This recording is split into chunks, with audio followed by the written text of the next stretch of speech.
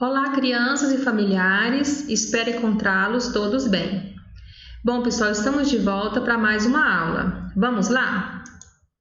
Bem, enviei para vocês anteriormente um vídeo. Você conhece o Cerrado? Assistiram? Gostaram do vídeo? Eu espero que sim. Bem, pessoal, o vídeo mostra sobre a importância da preservação do Cerrado, tão destruído aí ultimamente, não é mesmo? O cerrado é necessário para o equilíbrio da vida de todas as espécies de seres no ecossistema. O cerrado também contribui na preservação da água, pois a distribui tanto para o consumo humano quanto para a produção de energia, produção de alimentos, dentre outros. Se não preservarmos o cerrado e a água, nossa espécie não sobrevive, não é mesmo, pessoal? Muito bem. Agora vamos relembrar os conteúdos de ontem. O que estudamos ontem? Vamos relembrar?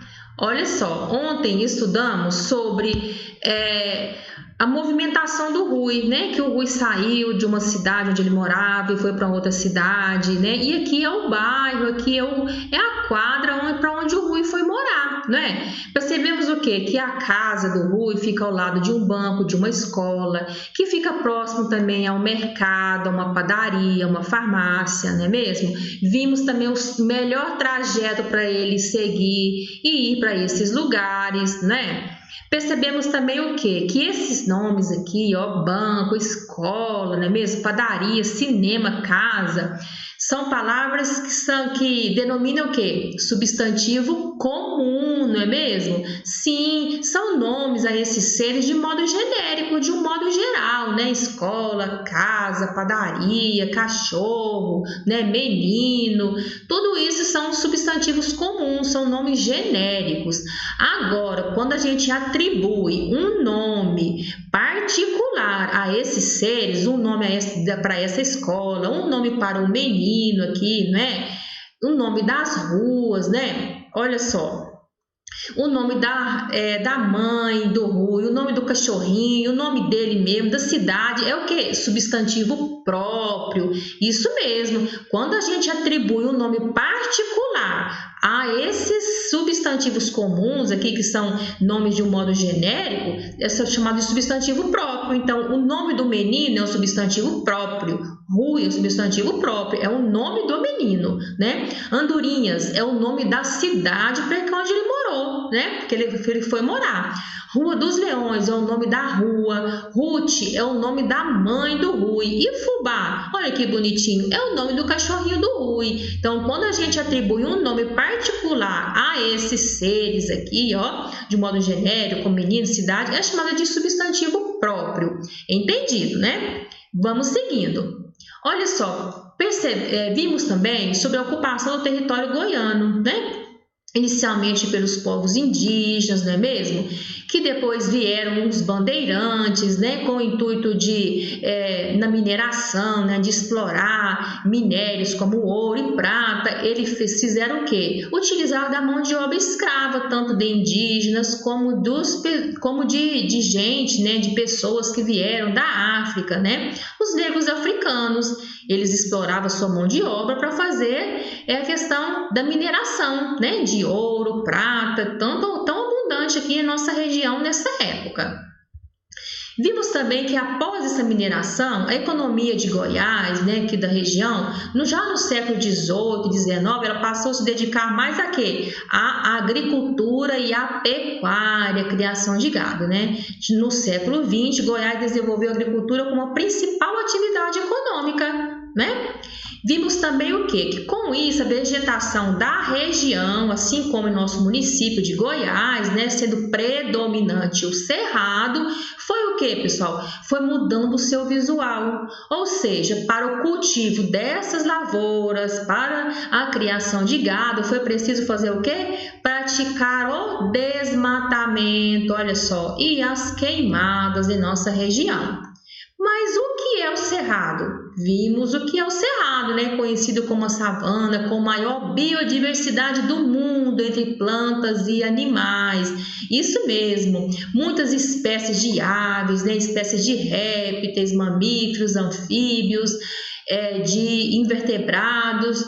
peixes vivem no cerrado, não é mesmo? Vimos também que o cerrado abriga diversas populações indígenas, como os carajás, dentre outros, não é mesmo? Vimos tudo isso, né? E que as árvores do cerrado, quais são as características? São de troncos tortuosos, as cascas mais grossas, né? Raízes tão profundas, né, que chega a 15 metros de profundidade, em busca de quê? De água, isso mesmo. Vimos também que cerca de 41% do tamanho original do cerrado, ele já foi devastado, segundo o Ministério do Meio Ambiente. Triste isso, não é, pessoal? E vamos agora para as atividades de hoje. Vamos lá para a orientação das atividades? Olha só. Vamos ler o texto, ó. Cerrado, um risco em extinção em Goiás. Sim, vamos ler? O cerrado é um bioma extremamente rico em fauna, flora, além de apresentar potencial hídrico. Muitas espécies de animais e plantas ainda não são conhecidas, ou não foram catalogadas. Sendo também um divisor de águas, possui uma grande quantidade de água de superfície subterrânea. A ação antrópica, ou seja, a ação do homem, né, do ser humano, é o agente modificador das paisagens do cerrado. A constante destruição do bioma, né, provoca a extinção de quê? De animais, extinção de plantas e crescimento de um número de erosões. A principal ação é a agricultura, que cada ano abre mais áreas de cultivo, retirando aí a cobertura do cerrado, eliminando aos poucos o bioma. Segundo dados da WWF, esse nome em inglês aqui, ó, World Wide Foundation, né? Eu creio que seja, cerca de 60% do cerrado goiano já foi retirado. Isso mesmo, pessoal, muito triste, né? Dando lugar a pastagens, né? Ó, 6% foram destinados à agricultura, agora 40% à ocupação urbana e à construção de estradas. Isso mesmo, somente 19%, pessoal, de cerrado se encontra conservados, só 19%, tão pouco, não é mesmo? A devastação ambiental no cerrado, por falta de manejo florestal e outras medidas, desenvolve a preocupação do risco de a recomposição se tornar irreversível, ou seja, não tem mais como, né? O que deve ser feito na região é o quê? É a realização da aplicação de medidas de preservação e conservação. Como? Repensando o modelo de desenvolvimento e criando políticas econômicas que conciliam prosperidade, crescimento financeiro e preservação, ou seja, um desenvolvimento sustentável.